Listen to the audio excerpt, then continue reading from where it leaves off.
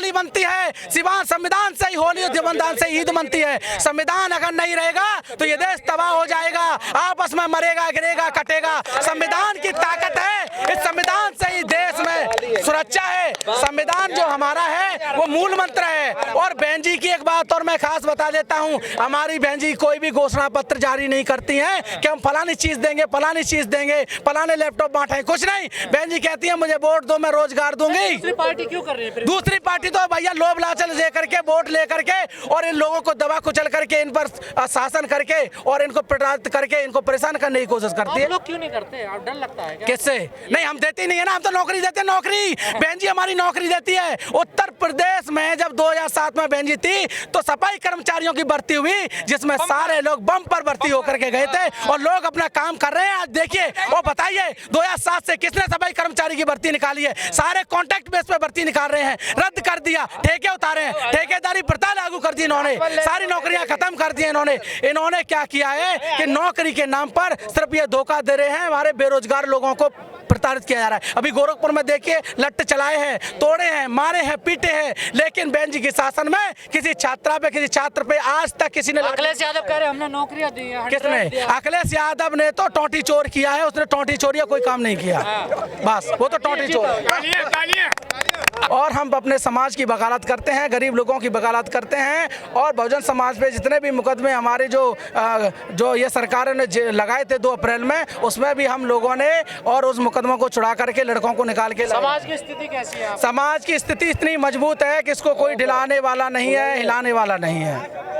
आगरा में तो अच्छा है। आगरा से छोड़ करके सारे बाहर, मथुरा से लेकर के फिरोजाबाद देख लो। जाता आगरा में बीएसपी की जमीन जो बहुत मजबूत। देखिए आगरा पहले से ही मजबूत रहा है, लेकिन क्या है कुछ 2000 जो लहर 17 वाली लहर चली थी, उसमें क्या हमारा युवा गुमराह हो गया था। एक बदलाव की लहर देखी थी कि कोई और बदलाव करेगा, इससे अच्छा करेगा, लेकिन बहन जी से अच्छा कोई कर नहीं पाया। लेकिन लोगों ने अब जो परखा है, जांचा है, तो वो सोने की तरह निखर के आ गया है। तो लोग भटके थे, वो वापस आ गए, पूरे अपने घर में वापस आ गए और अपनी झोंपड़ी में रहने के लिए तैयार हैं। लेकिन एक हवा चलाई जा रही है, अगर बीजेपी को हराना है तो सपा को वोट दे दो। नहीं, ये हवा कौन चला रहा है? ये हवा कोई नहीं चला रहा है, ये तो अफवाह है। इस अफवाह पे हमारे लोग ध्यान ही नहीं दे रहे। हम तो सिर्फ हमको हाथी दिखता है और सोते हैं तो सपा में हित नहीं है। नहीं, किसके हित है? बहन कुमारी मायावती ने ही हित है तो बहुजन समाज पार्टी में हित है, बहन जी से हमारा हित है। दलितों के लिए अगर किसी ने त्याग किया है तो बहन कुमारी मायावती ने किया है। क्यों? क्योंकि राज्यसभा में जो इस्तीफा दिया था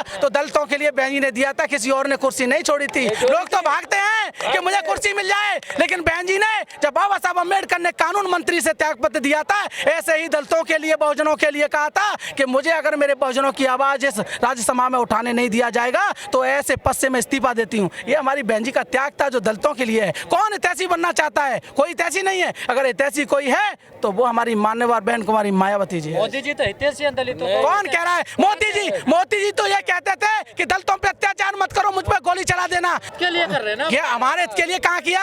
हमारे के नहीं किया। वो झूठी अफवाह फैलाते हैं, गुमराह करते हैं हमारे बहुजन समाज को और वो हिंदू करके वोट ले जाते हैं, लेकिन हिंदू में हम लोग आते नहीं हैं। हम गौतम बुद्ध के, सम्राट अशोक के वंशज हैं। हम इस देश में जन्म लेने वाले व्यक्ति हैं। हमको सब दिखता है तो बहन कुमारी मायावती बहुजन समाज पार्टी का झंडा दिखता है, नीला। मायावती के अलावा कुछ नहीं दिखाई दे रहा है। इस समय तो नीला आकाश हो गया है। जी तो मकान दे रहे, आवास दे रहे। किसने दिया मकान? अरे भैया गड्ढे ही नहीं भर पाए, गड्ढे ही नहीं भर पाए हैं। जो गड्ढे हैं ना छोटे छोटे, उनमें लैटरिन करने के लिए व्यवस्था ही नहीं है, तो मकान किसने दिया है? सुनिए, अगर किसी ने मकान दिया तो बहन कुमारी मायावती जी ने मकान दिया।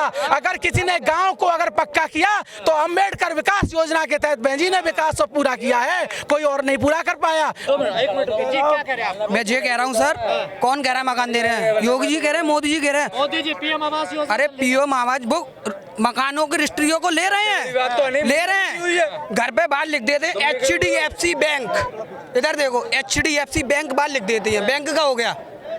क्यों लिखते हैं? जब मकान दे रहे हैं तो HDFC। रोजगार वगैरह मिल रहा है? कहाँ रोजगार। भाई साहब 250 ग्राम तेल लेके आता हूँ, काम ही नहीं हो रहा बिल्कुल। बताओ, जूते का काम बंद है आगरा में, जूते के अलावा क्या है बताओ?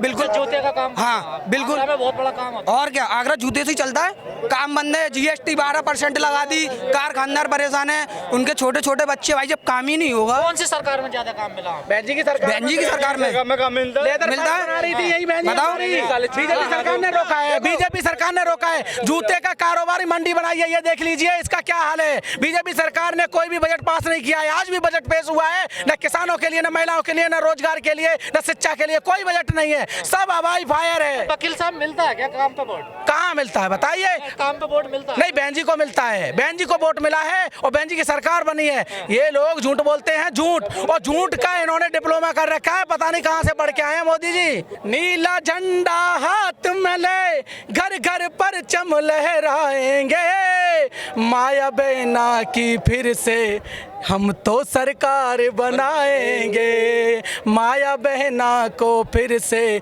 यूपी की सीएम बनाएंगे। बसपा के शासन में चलता कानून का राज है, शोषित पीड़ित वंचितों की बहना ही आवाज है।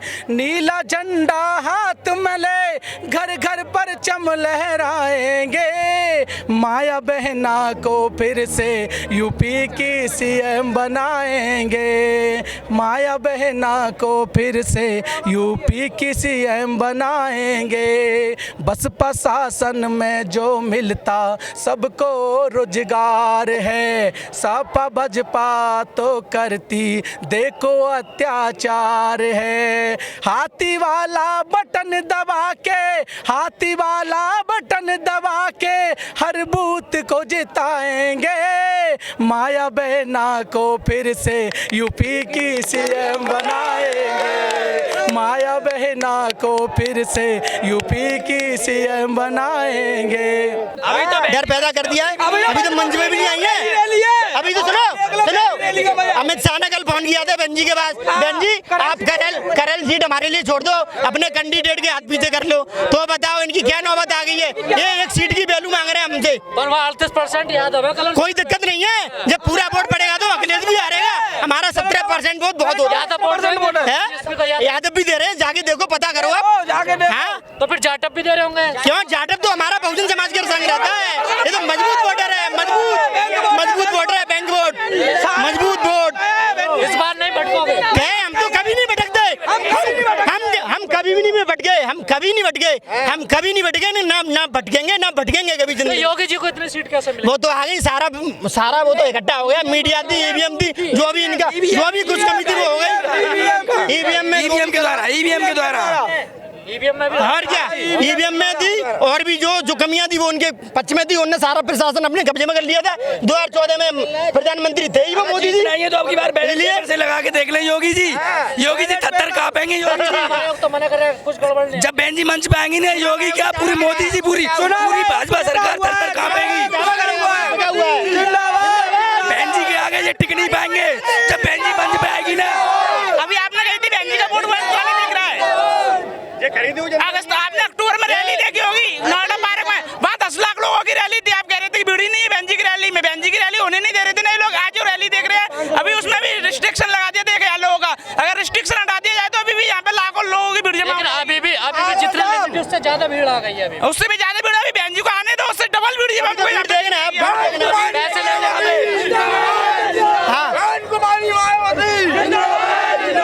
लोग कहते हैं पैसे लेकर रैलियों में लोग आते हैं। कौन कहता है, हमारी तो बिना बुलाई भीड़ आती है। आपके पास बीजेपी का काम है, बीजेपी का 150 रुपए की पेट्रोल खर्च करके आया हूँ, 150 रुपए की पेट्रोल खर्च करके आया हूँ, 150 रुपए की पेट्रोल खर्च करके आया हूँ फतेहपुर सीकरी विधानसभा क्षेत्र से।